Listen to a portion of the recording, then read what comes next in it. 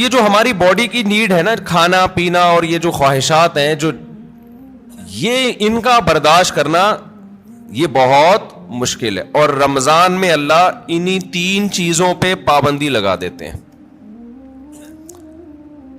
ویسے تو 4 چیزیں ہیں نا جو بہت زیادہ انسان کو، جس کی خواہش سونا اور جنسی خواہشات اور کھانا اور پینا. تو ان میں سے 3 اللہ تعالیٰ روزے کی حالت میں کیا کر دیتے ہیں؟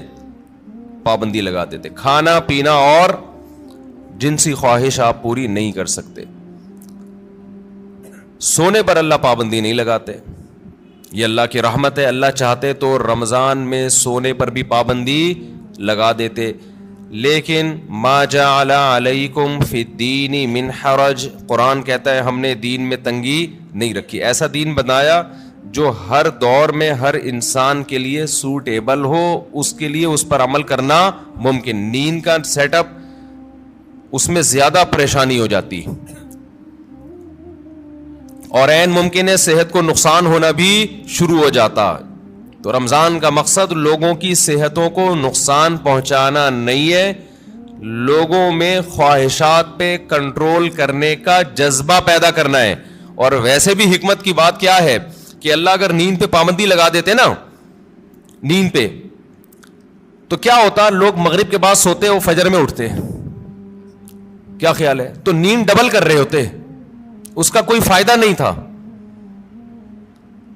یعنی نیند ایسی چیز ہے نا، جب آپ پہ مسلط ہوتی ہے تو آپ کے لیے اس کو روکنا ممکن نہیں رہتا. اب دن کے ٹائم میں نیند آتی، آپ لازماً آنکھ لگ رہی ہوتی ہے، آپ کی کہیں بھی بیٹھے ہوتے آنکھ لگ جاتی ہے آپ کی. یا پھر لوگ کیا کرتے، اتنی لمبی لمبی راتوں کو نیند لے لیتے، تو جو مقصد ہے وہ حاصل نہیں ہوتا. کھانے میں بھی ایسا ہی کرتے ہیں لوگ. بھائی انہوں نے کہا کہ بھائی صبح صادق سے لے کے مغرب تک کھانے پر پابندی ہے، تو مغرب سے کھانا شروع کرو، سحری تک نان اسٹاپ، اور کھاتے ہیں. الحمدللہ پاکستانی قوم غربت مہنگائی میں بھی دبا کے پھوڑنا پھاڑنا لگا ہوا ہے. لیکن آپ جتنی بھی اسپیڈ سے جتنا بھی کھا لیں، اس کے بعد بھی بہرحال چند گھنٹوں کے بعد آپ کا معدہ خالی ہوتا ہے. تو یہ صبح صادق سے لے کے غروب آفتاب تک اتنا ٹائم ہوتا ہے کہ نان اسٹاپ آپ ساری رات بھی پھوڑتے پھاڑتے رہیں، پھر بھی 5-6 گھنٹے بعد، سحری کے 6, 7, 8, 10 گھنٹے بعد معدہ کیا ہو جائے گا؟ خالی. اور وہ ٹینشن ہوگی. نہیں آ رہی بات سمجھ میں میرا خیال. تو اللہ میاں نے ہم سے نا یہ قربانی دلوائی ہے رمضان میں کہ تھوڑا منہ کو کیا کرو؟ کنٹرول.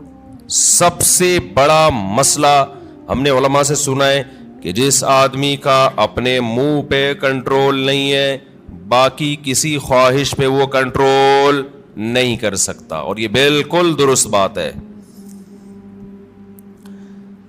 دیکھو دنیا میں 2 قسم کے فلسفے ہیں.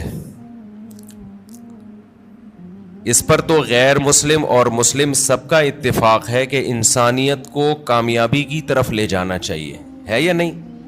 بھائی امریکہ بھی یہی بات کرتا ہے، انسان کو کس طرف لے کے جاؤ؟ کامیابی. جاپان والے بھی کہتے ہیں بھائی ایک سکسیسفل نیشن بننا چاہیے ہمیں، کامیاب بننا چاہیے ہمیں. اور اسلام بھی یہی کہتا ہے. لیکن غیر مسلموں کے ہاں کامیابی نام ہے خواہشات کے پورا ہونے کا. آپ کی تمام خواہشات پوری ہو رہی ہیں تو آپ ایک کامیاب انسان ہیں. سمجھتے ہو کہ نہیں سمجھتے ہو؟ اگر آپ کی ہر خواہش پوری ہو رہی ہے تو آپ کیا ہیں؟ کامیاب. لیکن اسلام کیا کرتا ہے؟ آپ کی جگہ جگہ خواہشات پہ پابندیاں لگا رہا ہوتا ہے. جگہ جگہ آپ کی خواہشات پہ کیا لگاتا ہے؟ پابندیاں. یہ نہیں کرنا، یہ نہیں کرنا، یہ لیگل ہے، یہ انلیگل ہے. بہت ساری اور بڑی خطرناک قسم کی پابندیاں بھی لگا دیتا ہے اسلام، جس کا غیر مسلم تصور ہی نہیں کر سکتے کہ ان سے بچیں ہم. آپ اپنی مرضی سے سو سکتے ہو اسلام میں؟ عشاء سے پہلے سو سکتے ہو؟ بولو نا، یوں یوں یوں کر دیا کرو تھوڑا پتہ تو چلے. نہیں سو سکتے. فجر سے پہلے اٹھنا ضروری ہے یا نہیں ہے؟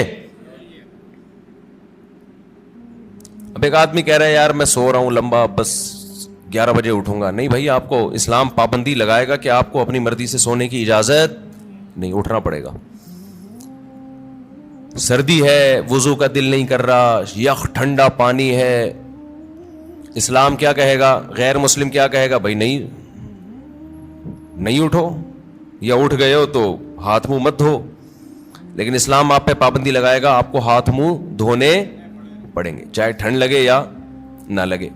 بلکہ سردیوں میں وضو کرنے میں حدیث میں آتا ہے بہت زیادہ ثواب ہے. ایسے گناہ جھڑتے ہیں جیسے درختوں کے پتے جھڑتے ہیں سردیوں میں. پھر اسلام آپ پہ پابندی لگاتا ہے حلال حرام کی پابندیاں. نظر بھی اٹھا کے دیکھنے نہیں دیتا کسی انٹی کو. کتنی سخت پابندی ہے یہ نہیں ہے. گورا سوچ سکتا ہے اس پابندی, وہ تو نائٹ کلب میں جاتے ہیں, شراب پیتے ہیں, اور اسلام کہہ رہا ہے کہ نائٹ کلب جا کے زنا کرنا تو بہت ہی بڑا جرم ہے. لا تقربوا الزنا, قریب بھی نہیں پھٹکنا. کوئی انٹی جا رہی ہے اس نیت سے دیکھ لوں کہ یار کیسی ہیں, یہ بھی آپ کے لیے کیا ہے, ناٹ الاؤڈ. اچھا, جو غیر مسلم لوگ ہیں ان کے ہیں کہ انسان کی ہر خواہش پوری ہو. وہ سمجھتے ہیں کہ یہ کامیابی ہے.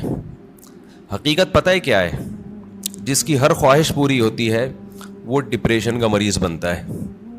یہ بات خوب اچھی طرح کھوپڑی میں بٹھا لو.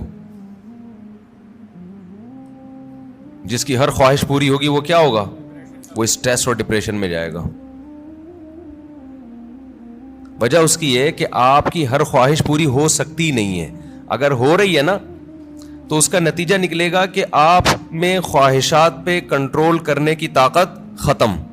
ایک اسٹیپ ایسا آتا ہے جہاں کوئی نہ کوئی خواہش آپ کو قربان کرنی پڑتی ہے. دنیا میں کوئی شخص, فرعون بھی ایسا نہیں گزرا کہ اس کی ہر خواہش دنیا میں پوری ہوئی ہو.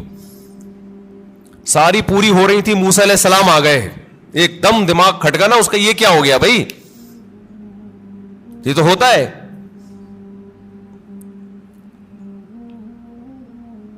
جتنی بھی آپ کے اندر خواہشات ہیں نا, پوری کرتے رہیں, کہیں نہ کہیں آ کے قدرت کی طرف سے بیریئر کھڑے ہو جاتے ہیں آپ کی راہ میں, اور آپ خواہشات پوری کرتے کرتے یوز ٹو ہو چکے ہوتے ہو. آپ کو خواہشات پہ کنٹرول کرنے کی عادت نہیں رہتی.